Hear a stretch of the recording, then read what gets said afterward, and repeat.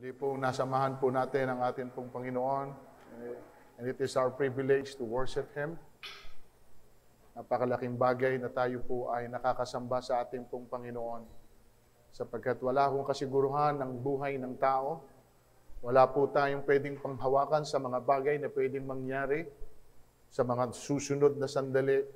Pero napakasarap mga kapatid, bawat pagkakataon na meron tayo, ay nagagawa po natin ito, lalo na po sa atin pong Panginoon.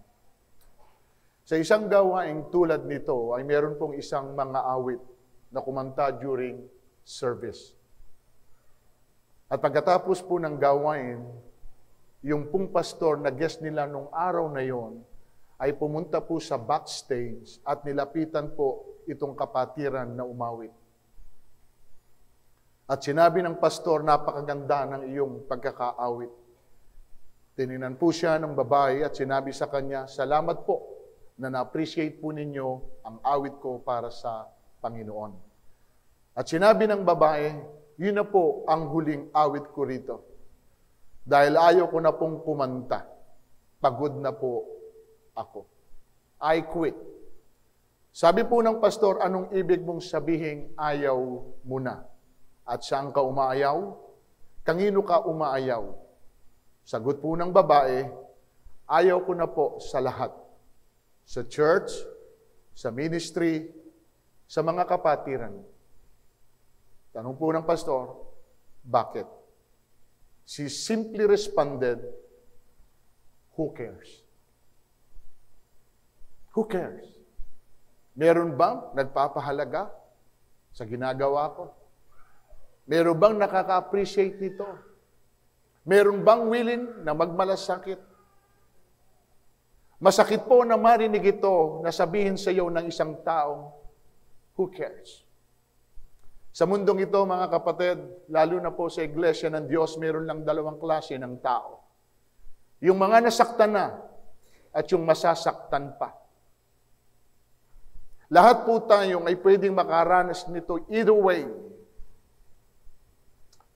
At doon po, mga kapatid, sa hindi pa nakakaranas na masaktan, it's only a matter of time. Hindi po kasi natin ito pwedeng maiwasan.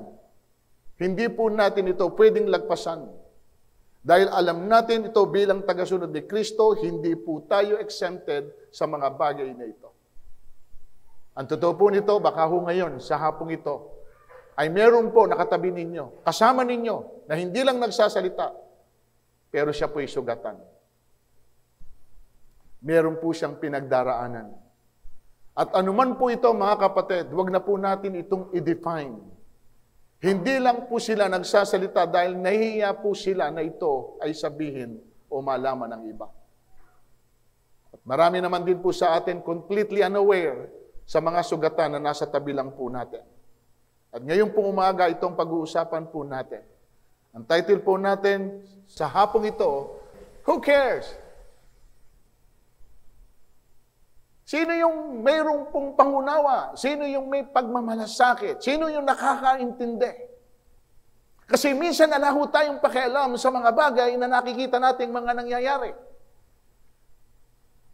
Eh okay lang kung wala kang alam sa pinagdadaanan niya at kung wala ka man pong gawin para po sa kanya, o hindi ka guilty sa bagay na yon. Pero kung nakikita mo at may alam ka sa mga nangyayari sa kanya at wala po tayong moves na ginagawa at ito sinasabi nila, do you really care?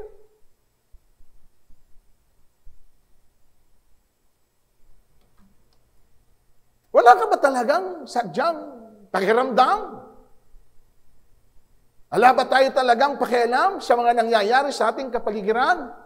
O, tingnan po natin. Lucas 13:10, isang araw ng pamamahinga, si Jesus ay nagturo sa isang sinagoga. May isang babae roon na 18 taon nang may karamdaman. 18 taon nang may karamdaman, gawa ng masamang espiritu na nasa kanya. Siya'y hukot na hukot at hindi na makaunat. Nang makita ni Jesus ang babae, tinawag niya ito at sinabi, magaling ka na sa iyong karamdaman. At ipinatong ni Jesus ang kanyang mga kamay sa babae. Noon di nakaunat ito at nagpuri sa Diyos.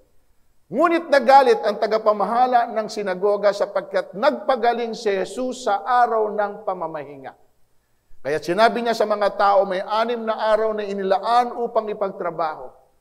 Pumarito kayo sa mga araw na ito, na iyan upang magpagaling at huwag sa araw ng pamamahinga. Verse 15, sinagot siya ng Panginoon, mga mapagpaimbabaw. Hindi ba't kinakalag ninyo sa sabsaba ng inyong baka at asno at dinadala sa painuman kahit araw ng pamamahinga? Ang babaeng ito na mula sa lipi ni Abraham ay ginapos ni Satanas sa loob ng 18 taon. Hindi nyo nakita yung paghihirap niya. Hindi nyo man lang binigyan ng pansin yung pinagdadaanan niya for 18 years. And you do nothing. At eto ngayon ako na merong care. At gumawa ng isang paraan para makaalis siya dun sa gapos ng kaaway na halos ang tagal na niyang pinaghihirapan. Ano po ang sinabi nila rito? Kinuntes pa ang ating Panginoon. Napahiya ang lahat ng kalaban ni Jesus sa sagot niyang ito at nagalak naman ang madla sa mga kahangang-hangang bagay na ginawa niya. Again, ulitin ko kapatid, for 18 years, she had been living with this hopeless, painful, uncomfortable physical ailment. Jesus could not only see the physical pain that she was in, He was able to see the spiritual pain she was suffering. And Jesus saw her. Nakita po ito ni Jesus. At tinawag po yung babae. At sinabi po niya, magaling ka na sa iyong karamdaman. At ipinatong ni Jesus ang kanyang kamay sa babae at noon din nakaunat at nagpuri sa Diyos. Ano po ang pinakikita ng pangyayaring ito sa atin? Unang puntos, Jesus cared for hurting people. Ang Panginoong Jesus, mga kapatid, hindi niya tayo kayang tiisin. Naroon ang kanyang pagmamalasakit. So, sa nakita ko dito, okay lang mga kapatid pala kung tayo ay nakakaranas na nasasaktan o nahihirapan dahil sa ating mga pinagdaraanan.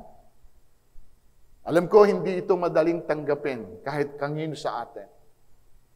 Ayoko naman din lumagay tayo sa posisyon na talagang tayo yung nagsasuffer. Pero may pagkakataon pala mga kapatid na pwede natin itong pasalamatan. Yung bagay na pwede nating maranasan. Bakit ko po nasabi? Because that's the only way na malaman mo na ang ating Panginoon ay nagmamalasakit sa iyo. Yun lang daw ang tanging paraan na malaman natin that Jesus cared.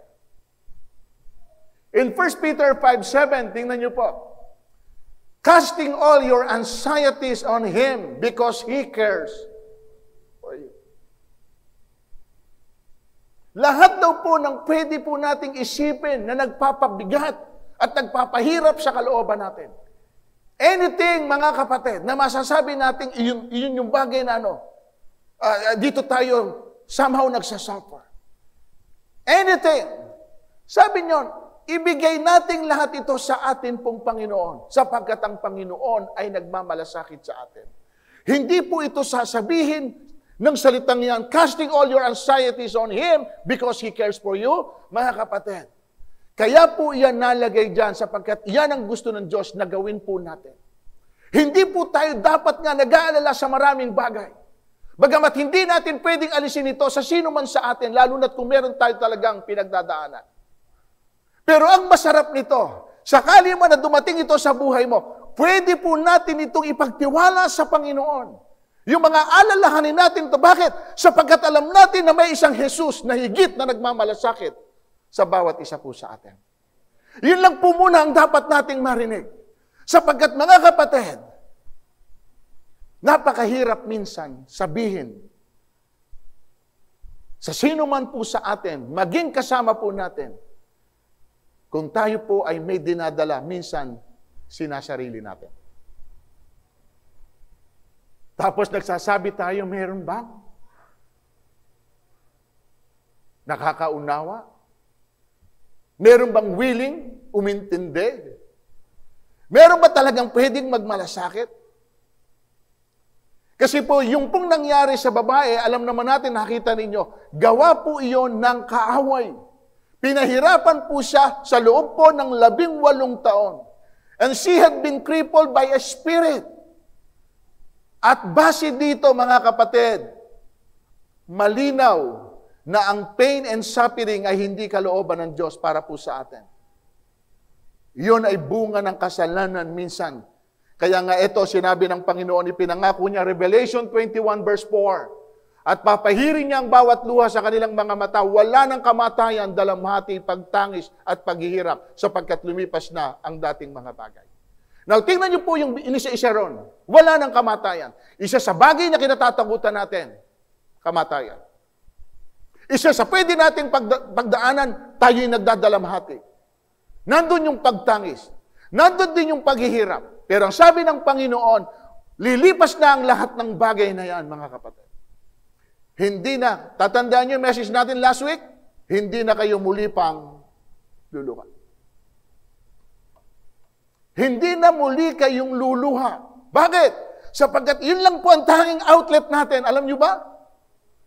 Naiiyak na lang natin ang mga bagay na nangyayari sa atin. Lalo na't kung iniisip ninyo, parang walang pakialam ang mga taong nakapaligid sa atin. Parang hindi nila nakikita kung anuman yung kabigatan na pinapasan mo at dinadaanan mo. Pero maganda rito, kitang-kita natin, may isang Jesus na nagmamalasakit. Amen? Tandaan po natin ito, laging meron pong masasaktan. Dahil meron laging gustong manakit. Pero ito lang daw po tandaan natin, kung saan man merong nasasaktan o nagdurusa, laging naroon po ang Panginoong Jesus. Sa tingin nyo, sino ang sasamahan ng Diyos? Yung nasasaktan o yung nananakit? Sino po? Ano ang gusto nyo? Kasi ang sabi rito, kung ikaw ang nananakit, hindi ka sasamahan ng Diyos. At kung ikaw naman ang nasasaktan, sasamahan ka ng Diyos. Amen. Ano ang gusto nyo? Nasasaktan ka man, pero kasama mo ang Diyos? O ikaw ang nananakit, na wala mismo ang Diyos? O ba't nagre-reklamo ka? Di ba? It's alright, it's okay. Na minsan pala kailangan po natin itong tanggapin. Okay lang na ikaw ang maging biktima. Okay lang na parang ang piling mo, ikaw yung kinakawa. Alam niyo kung bakit, mga kapatid? Kung bakit ikaw ang sasamahan ng Diyos? Kaya nga hindi ka lumalaban. Kaya ka laging nasasaktan, hindi ka lumalaban. At dahil hindi ka lumalaban, may isang Jesus na pwedeng lumaban para sa iyo. Amen? Kaya nga sinabi ng Panginoon, vengeance is not yours, it's mine. Ako ang gaganti, hindi ikaw. Mga kapatid, laging ganon. Hindi pwede na walang kikibo kapag ikaw ay ayaw kumibo. Hindi yan papayagan ng Panginoon. Kasi ayaw mo eh. Ayaw mong manakit. Ayaw mo rin ang may nasasaktan. Ayaw mo na nakikipag-battle kahit kanginuman. So, lagi kang lumalagay doon sa ganung sitwasyon at kalagayan. Pero ang hindi mo alam, yun yung tanging paraan na para samahan tayo ng ating pong Panginoon. Amen? Now, tingnan nyo, to prove that, John 11:33, ano sabi? Nabagabag ang kalooban niya nang makita niyang umiiyak si Maria. Pati ang Hudyong kasama niya, pati siya tumangis din. Nakita po ninyo? Sa kanilang pagdadalamhati at kalungkutan, naroon si Jesus. At kung ano ang kanilang nararamdaman, ganun din po ang nararamdaman ng ating pong Panginoon. Sasamahan tayo ng Diyos, mga kapatid. At yun po ang napakaganda na pwede kong makuha sa mensahe natin ngayon pong hapon. Na hindi pala ako dihado, kahit ang piling ko, kinakawawa mo ako. Hindi pala ako ang nawalan Doon sa bagay na parang tinatrato mo ako nang hindi ko gusto. At hindi ako lumalaban sa iyo, hindi ako kumikibo. At nagdurusa ako sa kalagayan ko sapagkat ayaw ko nga na ako ang malalagay doon sa tao na nananakit. Pero ang hindi mo alam, sabi ng Panginoon, Nak, mas ikaw ang sasamahan ko more than sa mga taong ito. Nakita niyo po yung yung babaeng 18 na taon na nagdurusa? Oh, mas sinamahan ng Panginoon yon more than doon sa mga tao na nagsasalita, naglaban po sa atin pong Panginoon. Tingnan niyo ito, Lucas 8, 52-54. Nag-iyakan ang lahat ng naroon at kinilang tinangisa ng patay.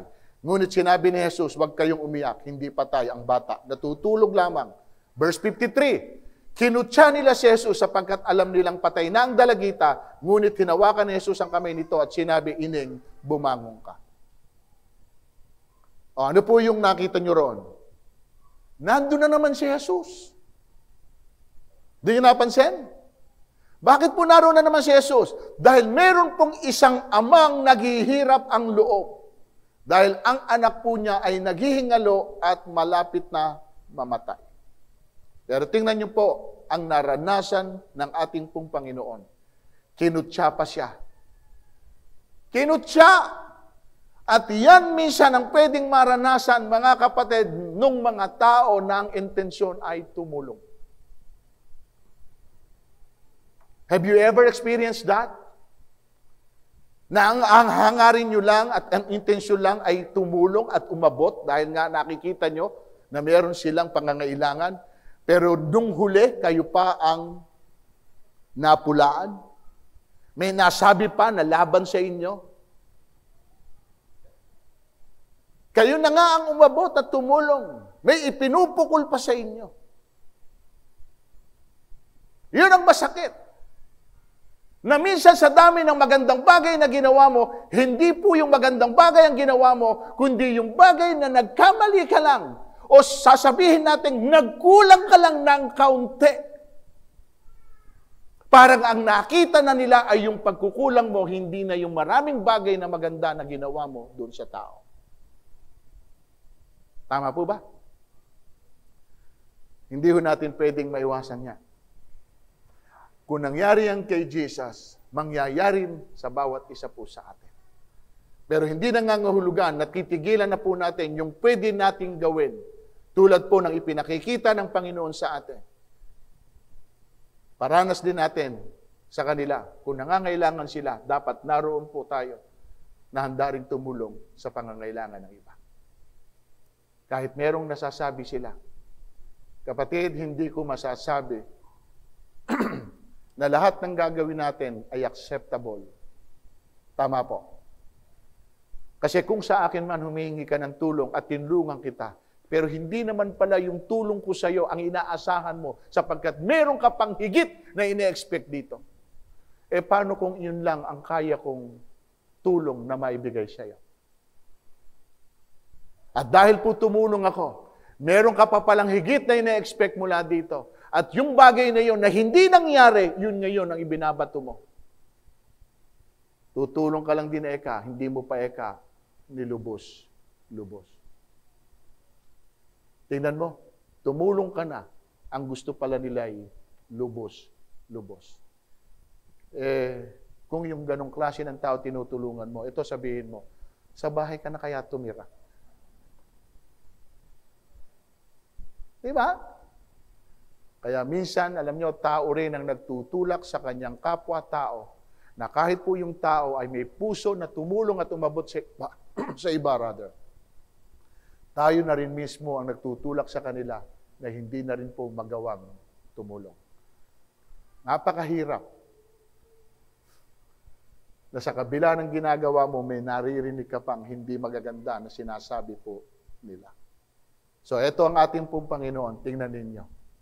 Binabato. Pero ito maganda na nakita ninyo rito. Kapatid. Jesus cares for hurting people. He wants to give us hope. To give us the strength to endure. The promise is not that He will take away all of our pain and suffering, though He may choose to do so. The promise is that He will always be there with us when we go through it. The promise is that He will care for us. Tulad daw po ng pagmamalasakit ng isang ina sa kanyang anak na may sakit. Tulad ng pagmamalasakit ng isang doktor sa kanyang pasyenteng nahihirapan at nangangailangan ng tulong. Tulad ng isang ama sa prodigal son na kung paano niya binigyan ng pagkakataon ng anak niya nang siya'y iwanan at talikuran. Ganon din po ang atin pong Panginoong Hesus, na lagi pong nariyan para tayo alalayan, kalingain at pagmalasakitan because He really cares. Lagi pong nandyan ang Panginoon, naaabot po sa atin. Kung hindi man po tayo abutin ng kahit na sino, kahit sila'y may kakayahan na gawin po ito. Minsan, mga kapatid, huwag tayong umasa sa tulong na pwedeng gawin ng tao. Tama po ba? Sapagkat yung pong tulong ng tao ay meron po siyang hangganan. Meron po itong hangganan. At kung kayo naman po ang tumutulong, wag po natin ito somehow panghihinayangan at iisipin natin na ito ay kawalan. Lagi po niyong tatandaan, maraming pwedeng gamitin ng Diyos na mga taong nandiyan lang. At yon ang pipiliin ng Diyos na sabihin, ikaw ang tumulong dun sa taong gusto ko na iyong tulungan. Pero bakit po ikaw ang kanyang sinasabihan? Sapagkat meron po kasing reward ito sa pagtulong mo na ginagawa sa iyong kapwa-tao, ay meron po itong gantimpala na nakapaloob dito.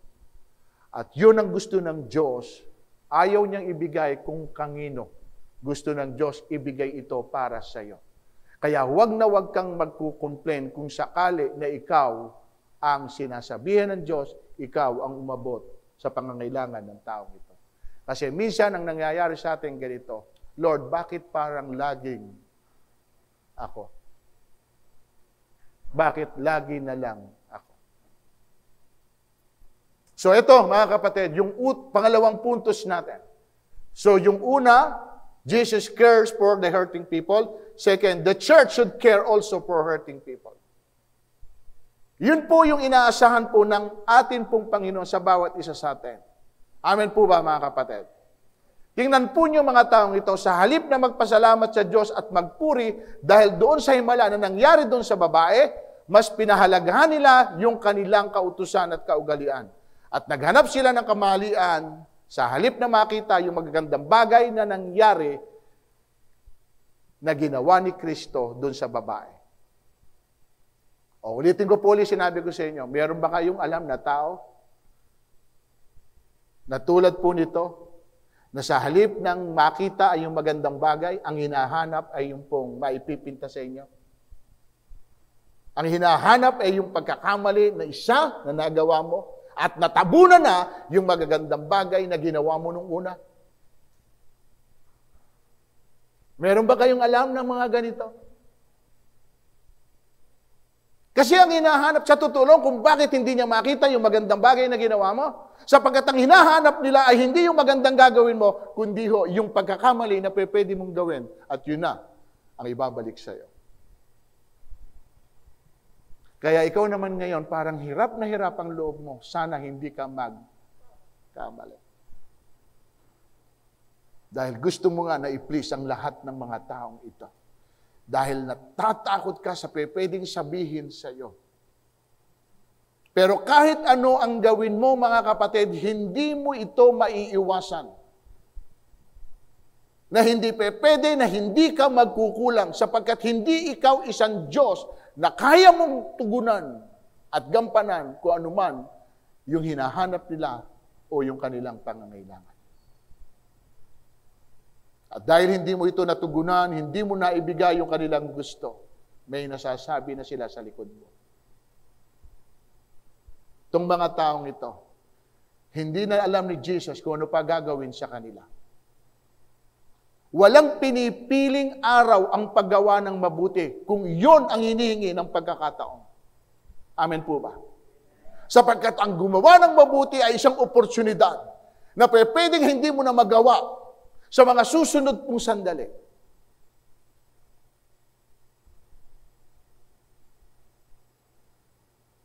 Meron akong narinig na ganito. Sabi niya, gusto po niya kasing mapangasawa yung pong anak nung masabi nating may kaya sa buhay. Pero po siya ay hindi naman po ganun ang kalagayan sa buhay. Pero challenge po siya ng ama, kung gusto mo talaga na mapangasawa yung anak ko, meron akong challenge na ipagagawa sa iyo. Pumayag naman po yung pong tao. Dahil mahal na mahal po niya yung anak po noong yung taong binabanggit ko. Ang sabi po, ang challenge ay ito. Okay, pumunta kayo sa koral namin, sa aming pong pulungan ng mga toro. At kapag may lumabas na toro, tatakbo yan patungo sa iyo. Kapag iyan ay hinawakan mo sa buntot at napigil mo, yun nakapasa ka sa challenge ko, papayag ako na mapangasawa mo yung anak ko. Ano challenges? Ano po yung challenge sa kanya? Pag tumakbo yung toro, hawakan niya yung buntot, kailangan hindi na makatakbo yung toro. Pag hinawakan niya yung buntot na ganyan, pigil yon, hindi na makakatakbo. Ang bigat challenge. Bumayag po yung tao. Andun po siya sa koral, bigla hong pinalabas yung una pong toro. Tumakbo yung toro. Nakita niya medyo malaki yung toro. Ang ginawa po niya nang papuntan sa kanya, tumagilid po siyang ganyan. Pinalagpas po niya, hindi niya hinawakan po yung buntot. Sapagkat sabi niya, malakas itong torong ito. Baka hindi ko ito mapigil. Tingnan ko yung susunod pa. 3 kasing toro yung pong ibinigay sa kanya. Pangalawang toro, ayan na po, pinawala na. Mas malaki kaysa sa unang toro. Nung tumatakbo na, pasugod sa kanya, ang ginawa po niya, kapatid, lumihis na muli siyang ganyan. Hindi niya hinawakan uli yung pong buntot ng toro sapagkat sabi niya, mas malaki ito, hindi ko lalo itong kayang pigilan. Ito na po yung panghuling toro. Nung lumabas, maliit lang yung toro. Sabi niya, kayang-kaya ko na ito. Sumugod yung toro. At nung dumarating na po sa kanya, paglagpas sa kanya, hinawakan niya buntot. Wala palang buntot yung toro.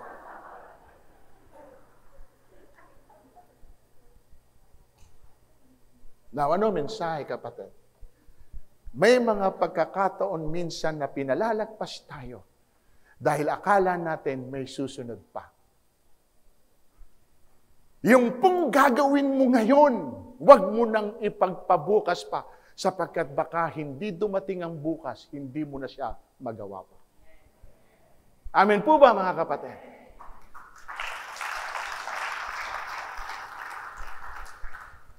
Kasi kayaw iyan ipinakita sa iyo. Sapagkat gusto ng Panginoon, do something. Minsan, alam nyo, manhid tayo sa marami pong bagay. Hindi po tayo nagiging sensitive sa nakikita natin kanilang mga galaw. At kahit may udyok na ang banal na espiritu, parang nakikipagtalo pa rin tayo.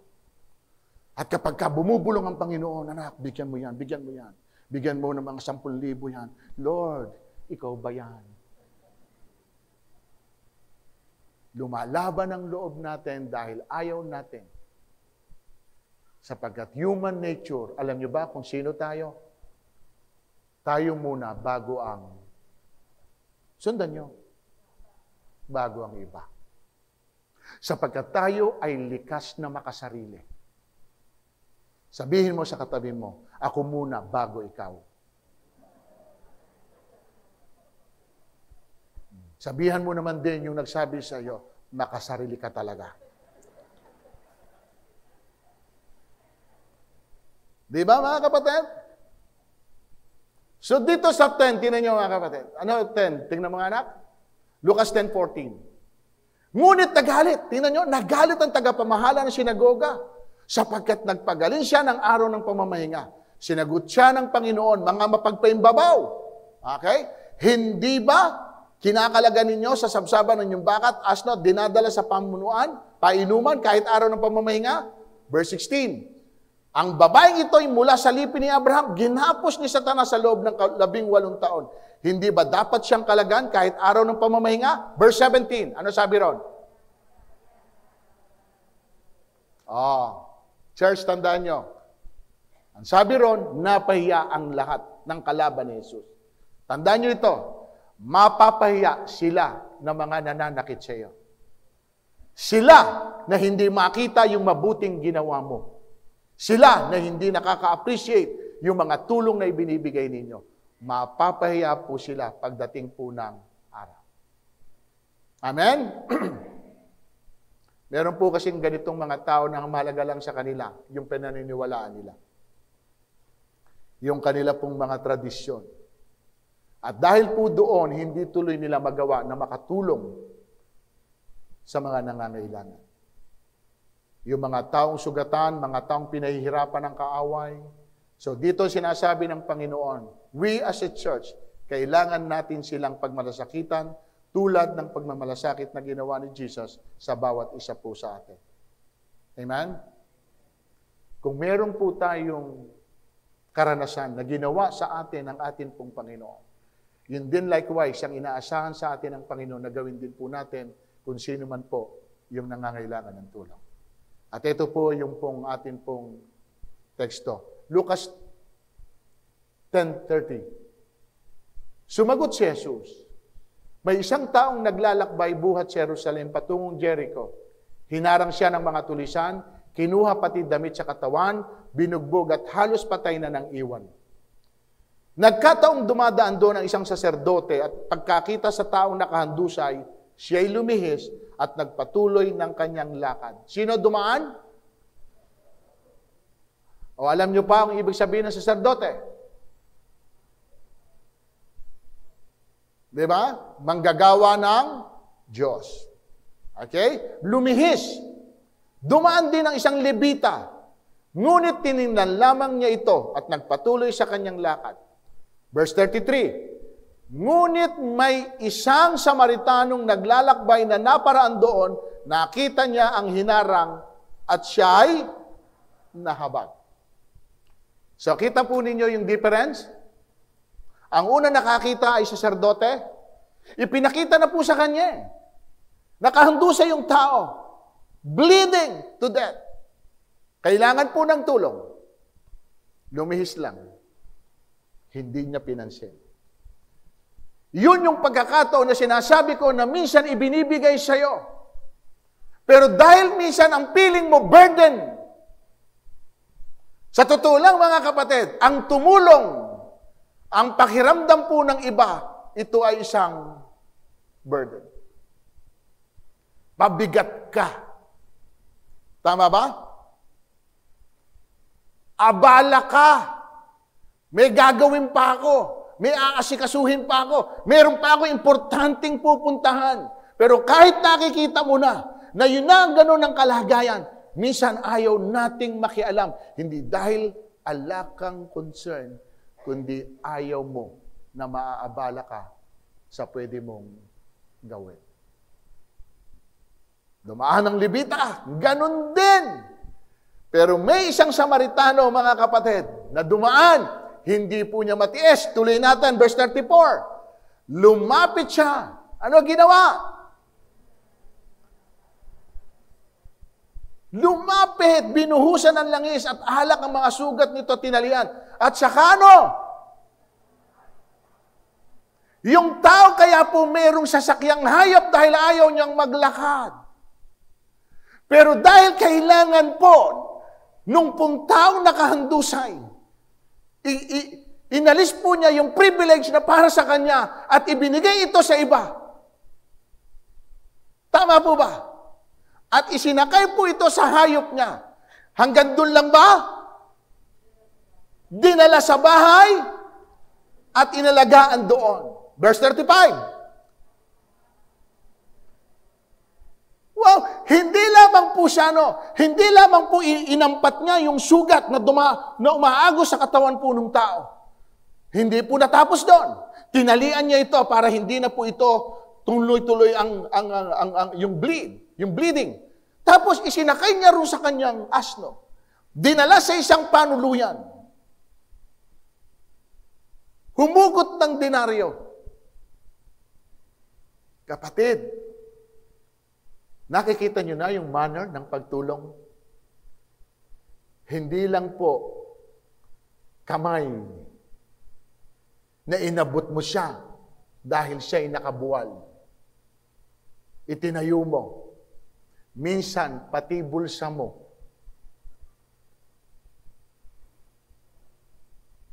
At yon ang pinakahuli na pwedeng bitawan ng isang tao na gustong tumulong, yung bulsa.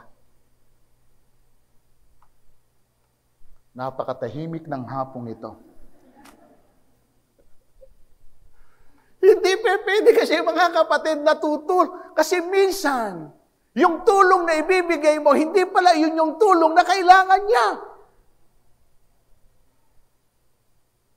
Hindi naman makapagsalita yung tao. Dahil napaka-brutal naman nakapag sinabi mo, hindi ko gustong itayo mo ko, abutan mo ko, makatatayo ako. Di ba? So sabi rito, kinabukasan dumukot siya ng 2 denaryo, binigay sa may-ari ng bahay, panulit, sinabi, alagaan mo siya. At kung magkano man ang kakulangan niyan, babayaran ko sa aking pagbabalik. Ang sabi rito, sino ngayon ang sa palagay mo ang nagpakita ng kanyang pakikipagkapwa sa taong hinarang ng mga tulisan? Tanong ni Jesus. Verse 37, ang nagpakita ng habag sa kanya, tugon ng eskriba, sinabi sa kanya ni Jesus,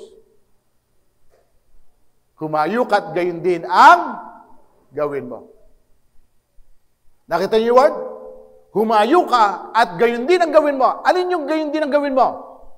Yung ginawa ng Samaritano. Pwede kong sabihin dito na yung Samaritano, mga kapatid, ay si Jesus.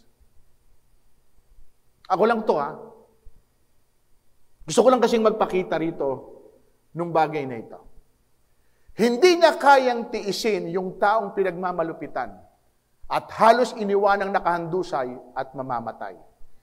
Siya po yung unang nagbigay ng habag ng tulong sa taong ito. Pero ano ginawa pa niya? Dinala niya sa isang panuluyan at doon pinaalagaan. Ano ibig sabihin ng panuluyan?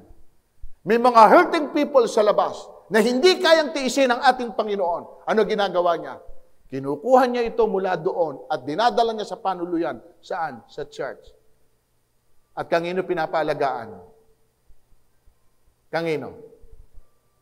Sa bawat isa po sa atin. Tama ba, mga kapatid? Ito, dinala sa isang church at tayo ngayon ang inaasahan ni Lord na siyang mag-aalaga at magmamalasakit sa mga sugatan, sa mga nahihirapan. Ang sabi niya rito, kung kulang pa yung ibigay ko sa inyo, pagbalik ko, babayaran ko ito sa inyo. Pagbabalik daw po ni Lord, babayaran sa atin yung mga bagay na ginawa natin sa mga tao na tinulungan po natin. Sa mga taong kinahabangan natin, ginawa natin ng tulong. Tulad ng Samaritano, ginawa doon sa lalaking ito. Di ba yun nasabi ng Panginoon? Sa 1970 ng Proverbs, parang pagpapautang kay Yahweh ang pagtulong sa mahirap at pagdating ng araw, si Yahweh ang magbabayad. Tama po ba? Hindi ho pwede, mga kapatid, na hindi ho ibabalik ng Panginoon yung anumang bagay na ginawa po ninyo sa atin pong yung ginawa po natin sa atin pong kapwa. Hindi ho kasi pwedeng magkakaroon ng Panginoon ng utang na loob sa bawat isa po sa atin. Tatandaan niyo yan. Kaya sabi rito, babayaran ko kung mayroon mang kulang doon sa pag-aasikaso mo dito sa taong ito na dinala ko sa iyo. Alagaan mo yan. At kung merong kulang, pagbabalik ko, ibibigay kong lahat sa inyo. Mga kapatid, akala ninyo wala lang. Sa dami na ng mga taong inabot ninyo at tinulungan. At parang wala naman kayong inaasahan pa na pwedeng bumalik dahil doon sa bagay na inyong ginawa. Huwag ho kayong mag-alala. Sapagkat yan ay hindi pwedeng makalimutan ng Panginoon. 1 Timothy chapter 5:25. May mga mabubuting gawa na hindi agad napapansin, pero hindi ito panghabang panahon na hindi mababanggit. Hindi ho pwedeng makalagpas sa ating Panginoon yung mga bagay na ginagawa po natin. At wag niyong isipin na ito'y kawalan sa inyo. No. Privilege po ito na makatulong po tayo sa mga taong nangangailangan ng tulong. Alam niyo, may isang kapatid po tayo. Hindi ko na i-mention. Dumaan po kasi yung tao doon. Naikwento nga sa amin. 80 years na mahigit. Darangalakal. Ang ikinabubuhay po ay dumadampot po ng mga basura para lamang po ibenta at doon po siya. Dumaan po doon sa kapatid natin na yun. Hindi naman ho niya kilala. Pero nakikita niya kasi nahuhulog dahil malabo na pala halos ang mata. Alam niyo ba ginawa ng kapatid natin? Hindi ho siya nagsasalita. Hindi nga niya sinasabi. Pumunta po, sabi niya, Lord, sabi niya, paano ko kaya matutulungan yung taong yun? Sana po isang araw, dumaan po sa tindahan. At kapag dumaan po sa tindahan, yun po ay sign na itong taong ito gusto mo na aking tulungan. Akalain mo isang araw, mga kapatid, ay dumaan nga doon sa tindahan, bumili ng bigas. At sabi nung kapatid natin, Lord, eto na po yan. Alam niyo ginawa niya? Lagi po niya itong binibigyan ng grocery. Doon po pinadadala. Kaya lang nabalitaan niya, yung grocery minsan ay binigyan niyo kasi ng baboy. Meron din kasi siyang tindahan ng baboy. Binigyan po niya ng karne. Yung karne ho ay hindi halos pinakinabangan. Dahil nga nahulog doon sa kanal, yung karne, nalaglag din. Siyempre, nagpuro lupa, nagpuro putik. Nabalitaan niya. Ano kaya pwede ko ibigay? So, inisip na lang niya grocery. Ang masakit, mga kapatid, pinupuntahan niya ngayon doon. Dinadala niya ng grocery, yung tao. At nagbuo po sila ngayon ng Bible study doon. Salamat. Napakaano nung matandang ito, hindi ho mapagsamantala. Hindi mapagsamantala. Iba puso nung matanda. Doon sa iba, doon sa wala, talaga ite-take advantage ka. Pero itong matandang ito, hindi. Alam niyo ba, mga kapatid, kinainggitan yung matanda. Doon po sa mga kapitbahay na nakapaligid sa kanya. Ang tirahan po ng matanda ay mga sako na pinagtagpi-tagpi, na kapag umuulan, pumapasok yung tubig. Tapos kapag umuulan, puro putik po yung kalsada, sapagkat ala naman pong flooring yung tirahan po niya.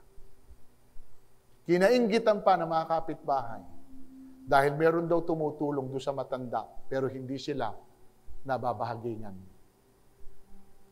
Na problema yung kapatid, paano kaya ang gagawin ko? Nagba-Bible study. Nung una, marami pong nagba-Bible study kasama yung mga kapitbahay nila. Nung nakita nila na tinutulungan lang nung kapatid ay si Tatang. Yung mga nandong umaaten, hindi na ho umaten. Dahil gusto nila, sila rin ay. Ang sabi naman ho nung kapatid, kung lahat sila ibibigyan, masasarado na itindahan ko. Yun lang po yung burden na tulong na binibigay po sa mata. Alam niyo ba, mga kapatid, nahirapan din yung kapatid natin. Pero consistent, tinuloy po niya. Minsan patago niyang binibigyan ng tulong yung matanda. First time kanina, umaga, nakita ko pong umatin yung matanda. Kahit po hirap ng maglakad. At nagpuri sa Diyos. Ito po pinakamatindi. Nung pinadalan po niya ng grocery, dahil nga po pinag-aawayan, kinainggitan siya, ipinasoli po yung grocery, doon siya nagbigay. Huwag mo na lang akong bigyan, nagiging sanhi pa ng pag-aaway. Napakabigat. mga kapatid. At meron pong kuryente, nakataplang na gano'n, doon sa kapitbahay yung kuryente niya, para meron man lang ilaw. Tinanggal na rin po nung kapitbahay. May mga tao na hindi gusto na mayroong tumutulong. Dahil ang gusto nila, pati sila,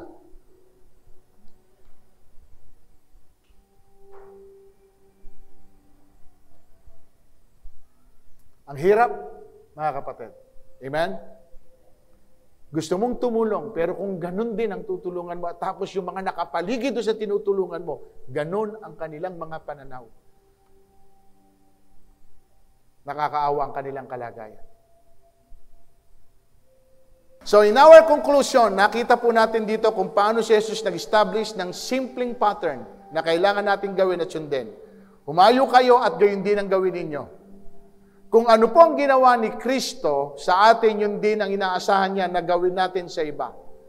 Nahabag siya sa atin, mahabag din tayo sa iba. Tinulungan niya po tayo, tulungan din natin ang iba. Hindi siya naging maramot sa atin, wag din po tayong maging maramot sa mga nangangailangan po ng tulong. May iniwanan siya na responsibilidad sa bawat isa po sa atin na kailangan nating gampanan. At tayo po ang dapat daw na mag-alaga doon sa mga taong sugatan na dinadala sa atin ng atin pong Panginoon. Amen ba, mga kapatid? Ito po yung huli ko, Matthew 25. At kailan po namin kayo nakitang may sakit at nasa bilangguan at aming dinalaw? Sasabihin ng hari, sinasabi ko sa inyo, nang gawin ninyo ito, sa pinakahamak sa mga kapatid kong ito'y sa akin nyo ginawa. At sasabihin sa kanila ng hari, sinasabi ko sa inyo, nang pagkaitan ninyo ng tulong ang pinakahamak na ito, ako ang inyong. So lahat ng gagawin natin, maganda man o hindi, laging kay Kristo ang baksak nito. Pag maganda ginawa mo, sabi niya, sa akin mo ito ginawa. Pagka nagkait ka, ako ang iyong pinag. Laging kay Kristo patungo yung lahat ng gagawin po natin. Kaya kailangan, mga kapatid, lagi mong iisipin ito. Kung tumutulong man tayo at tayo po ang nagiging instrumento, gawin po natin ito hindi lang alang-alang doon sa tao, kundi gagawin po ito alang-alang kay. Amen? Yan. Hindi tayo mahihirapang tumulong. Sige po, tayo po natin tumayo. Tayo po manalangin sa Diyos. Ama, salamat po, Panginoon, sapagkat binigyan mo po kami, Panginoon, o God, ng kaunawaan, pagdating po, Diyos, sa pagmamalasakit, sa pagpapahalaga sa mga tao na nangangailangan, sa may mga taong pinagdadaanan, Panginoon, especially kung ito'y aming mga kapatiran. Tulungan mo kaming maging sensitive sa mga bagay na ito. Kahit po, Panginoon, o God, minsan wala rin po kami, pero ito po ang matindi ang impact po sa inyo. Yung sa kabila na kami nangangailangan ng din tulong, pero nagagawa naming tumulong sa mga nangangailangan. Mas iba po, Panginoon o God, ang dating nito para sa inyo. Dahil hindi namin, Panginoon, kayang gawin ito sa sarili namin, kayo ang gagawa naman ito para po sa amin, Panginoon. Salamat, O Diyos, kung kami ay isa sa ginagamit mo, Panginoon, para umabot ng mga taong nandoon sa ganong sitwasyon. Huwag po kami maging maramot tulad po ninyo na hindi naging maramot sa amin. Maging mahabagin kami, Panginoon, tulad mo na kami nang kami inyong kahabagan. Lord, lahat ng ito, gagawin po namin. Hindi po, O Diyos, dahil lamang i-please ang mga taong ito, kundi, Panginoon, dahil gusto po namin magpasalamat sa lahat po ng bagay na ginagawa po ninyo. Tulungan mo kami, Panginoon, O God, na maging daluyan ng mga pagpapalang tulad ng pinag-usapan po namin. Lord, kung merong nahihirapan, gamitin mo kami na kami ang magbigay ng kaluwagan. Kung meron po, Panginoon o God, mga nakabuwal na at hindi na halos makatayo, kami ang gamitin mo instrumento para magbangon sa kanila at muli silang makakbang at makapagsimulang muli sa buhay. Lord, gamitin mo kami na nagpapalakas, hindi kami ang nagpapahina. Salamat dakilang Diyos sa paalala mo po ito sa bawat isa sa amin. At salamat din po, O Diyos, kung kami man minsan ang biktima at kami rin po ang nakakaranas nito. Salamat sa assurance na lagi kayong nandyan para po sa amin. Lord, hindi mo kami, Panginoon, tinatalikuran. Lagi kang nandyan, Panginoon, O God, para kami tulungan, para kami ay abutin. Salamat. Pagpalain mo ang hapong ito, pagpalain mo ang mga salita mo, pagpalain mo ang mga anak mo, O Diyos, na nandyan din ang puso, Panginoon, para din umabot sa sinumang may pangangailangan. Muli, sa iyo papuri, sa iyo parangal. Ito ang aming samot dalangin sa pangalan ni Jesus. Amen and Amen. God bless.